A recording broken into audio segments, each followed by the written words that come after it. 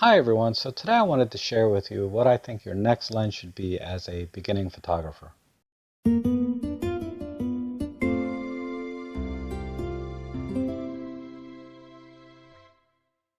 So I'm going to assume you already have the kit lens for your Olympus camera, the 14-42 kit lens, whether it's the pancake version or the regular R version. They're both very fine lenses. They cover a terrific range from 14 millimeters to 42 millimeters.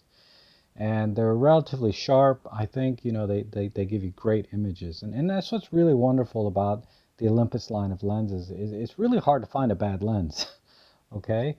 Now for your next lens, I really feel pretty strongly about this, and I think this lens should be the 40 to 150 millimeter f4 to f5.6. And this lens, if you're like me, okay, when I started out in photography maybe 5 years ago, I was in sticker shock how much these lenses cost and the cameras. It just, I was like, my goodness. But this lens here, brand new retail is $199, but you never pay that. This lens goes for $99 all day long, and I've seen it as low as $59 on Olympus's website as a refurb, and on eBay. So, this lens is cheap, but it's a gem. I mean, this lens takes very sharp pictures, has wonderful color, contrast, and gives you a tremendous range from 40 to 150 millimeters, which is an 80 to 300 millimeter equivalent in full frame terms. Yeah, it's a little slow at f4 to 5.6, but you can get around that, by adding your own light or just shooting good light. Honestly, yeah, when you get in low light, f4 is a little bit weak, but just crank your ISO up a little bit, right?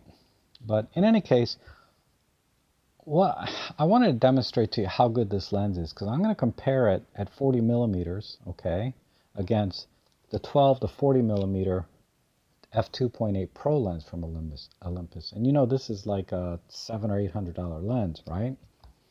And then at 75 millimeters, I'm going to compare this to the 75 millimeter f1.8, and this is another $700, $800 lens. And I can tell you that with just a touch of processing on this in post, it would be very hard to tell the difference which lens took which picture. Okay, and we'll go into the camera because I went out into my backyard for about 15 minutes and took a few pictures to share with you. And we'll do some comparison on the computer in a minute. But another couple of things you need to get, okay, are these macro extension tubes, because this lens with these macro extension tubes makes this a tremendous macro lens. So you don't need to buy that 60 millimeter $400 macro lens from Olympus. You can just use this with some $25 extension tubes. And I have a video on macro photography, and I'll put a link somewhere for that for you to watch. But get these macro extension tubes for $25. Get this lens for $99. And then you want to get this, this is $6 or $7. This is a metal lens hood with a 58 millimeter ring. So just search for 58 millimeter metal lens hood. And all you do is you screw it onto the front. And now this eliminates some of the light flaring and stuff that comes from the sides. It also gives you better contrast. And, it makes your images look a little crispier when you use a lens hood. And the other benefit of having better contrast is you're going to get better focus too with this lens, because guess what? The EM10 Mark II and most of the Olympus cameras are all contrast detect systems. So get this lens hood, get these macro extension tubes, and you'll be set for all kinds of different kinds of photography. So let's do a couple of examples, okay? So we'll go into the computer and I'll show you a couple of shots. I did kind of portrait style. So we can compare the Pro lenses and premium lenses against this $99 lens. And then I'll show you a few images I did with these macro extension tubes. And then you can decide for yourself if this should be your next lens. All right, so let me show you first the basic setup I did outside. And I have my EM10 Mark II right here with a little pop-up flash to, I have this set to low power to simply trigger my off-camera flash, the SB800, going through shoot-through umbrella on a light stand. And I'll be standing roughly about here on this rock while it's taking the picture. And it's a very cloudy, overcast day, so the lighting was really terrible, which is why I decided to go ahead and just bring a little flash out. And then looking at this picture from this angle, you can see from this rock to the center here, I'm about 8 feet away from the camera.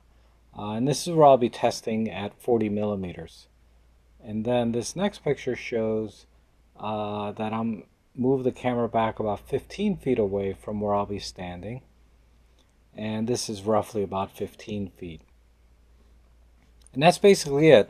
EM10 Mark II with one of the 3 lenses on it and a single flash. And that's the setup for today for my comparison. All right, now let's look at the pictures, and we'll start here. And this picture is and you'll see it right here, this is the 40 to 150 f4 to 5.6 at 40 millimeters, 200 ISO, wide open at f4 at 1/80th of a second. And this is just straight out of camera JPEG. I haven't done any processing to this. But let's go ahead and compare this now to the 12 to 40 millimeter f2.8 Pro. Let me shut this down. And now on the right side here, I have you'll see the 12 to 40 millimeter Pro f2.8. I'm shooting it wide open at f2.8. And you can see the shutter speed is a little faster at 1/25th because of the smaller aperture number. And just looking at them like this, you really can't tell any difference. You kind of have to take a double take to even see that they're different pictures. Because the color, the contrast, just the clarity overall is amazing. And even though the Pro lens is at f2.8, the wider the aperture, the lower the number, the blurrier the background should be. There's really very little difference between f4 and f2.8. You can kind of tell when you look at this specular here compared to the one here that this one is just a hair bit blurrier, but who's looking at that? We're looking at the subject, right?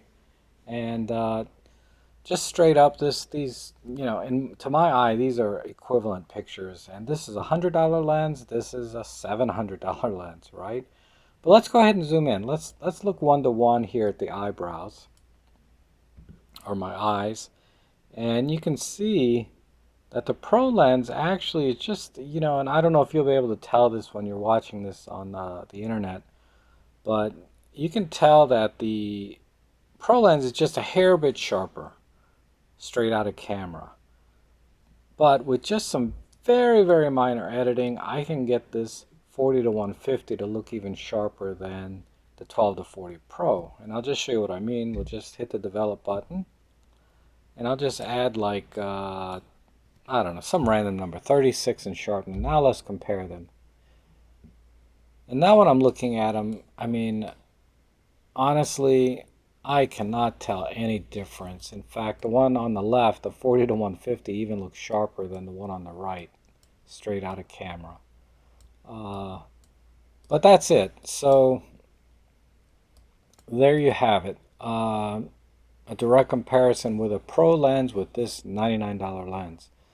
Okay, so let's compare this lens now at 75 millimeters. So I zoomed in a little bit, and it says 78 millimeters here, but the lens is a little bit funny in that, it jumps kind of between 74 and 78. It doesn't show you exactly 75 millimeters. So we'll just call this 75 millimeters going forward. But at 75 millimeters, we're at f4.7 because this is a variable aperture lens. So that means that the aperture is going to get smaller, or in other words, this number gets larger as you zoom in. So now we're at f4.7. But the composition is very different. So we need to move back like I showed you in the other picture. So I moved back 15 feet. And I got this picture. And again, we're still at f4.7, 75 millimeters on the 40 to 150. And you can see that the background is still as blurry as it ever was. And my eyes and everything are still as sharp as ever. So this is a fantastic lens. And again, the contrast and the colors are just amazing here. But let's compare this 75 millimeter zoom to the 75 millimeter f1.8 Pro lens, I'm sorry, premium lens from Olympus. And I have it set to f4.5. And again, just looking at these two images, and let's just look at the background, there's no difference at all. And that's because the aperture is virtually the same, f4.7 versus f4.5. But remember, this is an f1.8 lens, so what does this look like if I open the aperture all the way up to f1.8? Well, let's take a look.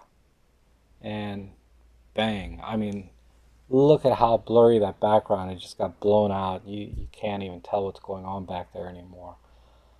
So this is why you buy, the 75 millimeter f1.8 prime, so you can do this kind of picture straight out of camera.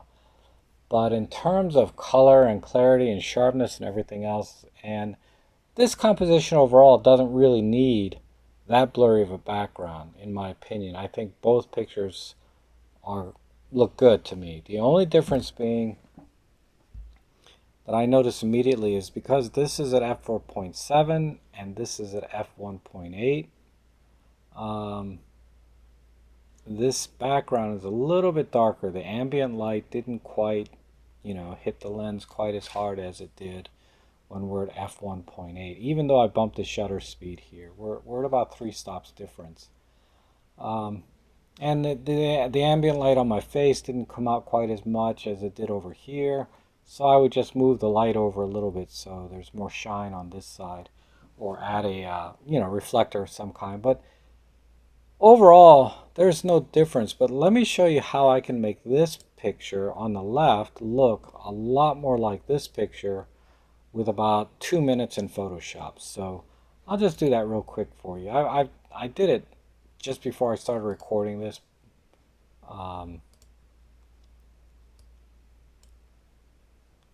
I don't know what I just clicked OK to, but let's move on. All I have to do, and this is not a Photoshop tutorial, but I'm just going to add a layer to make the background blurry. Let's add a gradient, about like so. Oh, let's try that again. There. And let's go ahead and blur this background. So we'll do blur, Gaussian blur, and I don't know, about 40 looks good. Click OK. And let me just clean it up a little bit with a brush. Make sure my flow opacity is good. Oops. I meant to do it over here. Make sure my brush is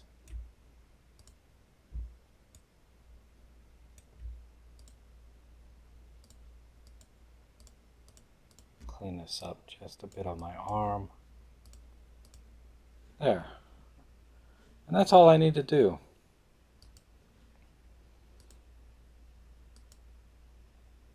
Alright, now let's compare this to, oh, why didn't that flop over? Here we go. This is the 75 millimeter f1.8 now here on the left, and then over here on the right is my Photoshop edit. And just a quick look, I did a little bit too much on the blurriness here, but just a quick look at these two. Again, I've virtually duplicated the look of the $700 lens with this $99 lens and a little bit of Photoshop. That takes all of a minute or two to do very easily. So, if I really took my time, I could balance out the lighting and get these pictures to be exactly the same. But you get the idea that this little bitty $99 lens, the 40-150, is amazing, and you can get virtually professional results. So if you just, you're out shooting and you want to take a nice picture of your friends or significant other, this is the lens. this lens will do the job, in other words. Now, for the next couple of minutes, I'll just show you a couple other pictures I took using the extension tubes for macro photography using this lens, and some other random pictures I took using this lens, just to kind of give you the feel of the quality that this lens produces, and then we'll wrap it up. So here's a few with the extension tubes attached with maybe some off-camera flash, and a lot of these pictures were sort of impromptu, like this one here I just took while I was waiting for a time-lapse to finish. And here's one of a fly, sorry.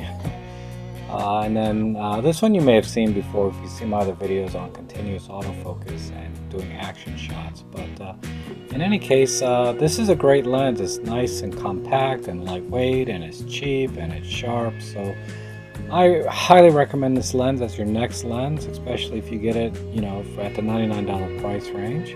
If you have any questions, just leave them in the comments below.